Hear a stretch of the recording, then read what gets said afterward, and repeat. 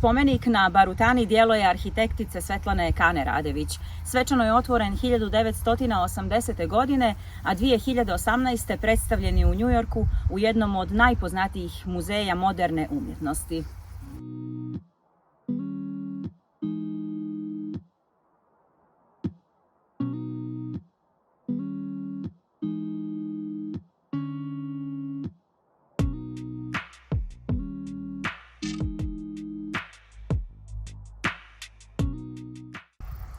Stamen i odvažan spomenik na Barutani podsjeća na Crnogorca koji životom brani slobodu, znajući da boj ne bije svijetlo oružje, već boj bije srce u junaka.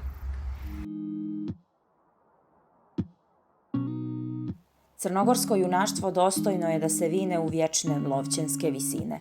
Kada imate zadatak da ovdje na zemlji takvo herojstvo pretočite i oslikate u samo jedan spomenik, onda 12 metara zvuči sasvim prihvatljivo.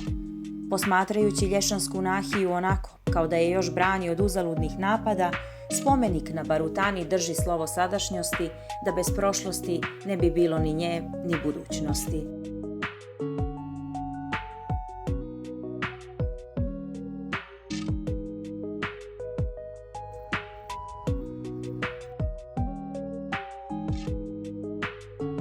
Putevi života kojima vas usmjerava ovaj spomen kompleks dovešće vas do amfiteatra čija sjedišta pozivaju na predstavu Megdana na pozornici činjenica gdje život trijumfuje nad smrću.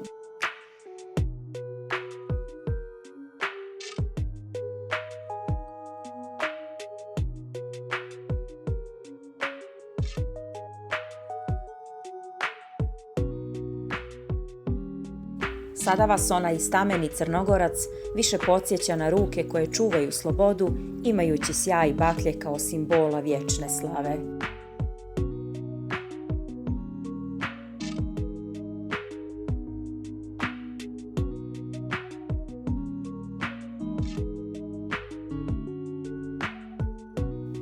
Kamen boje otpora, protkan motivima crnogorske nošnje koja se uvijek zorila čojstvom i junaštvom, krasi Barutanu nesvakidašnjom ljepotom.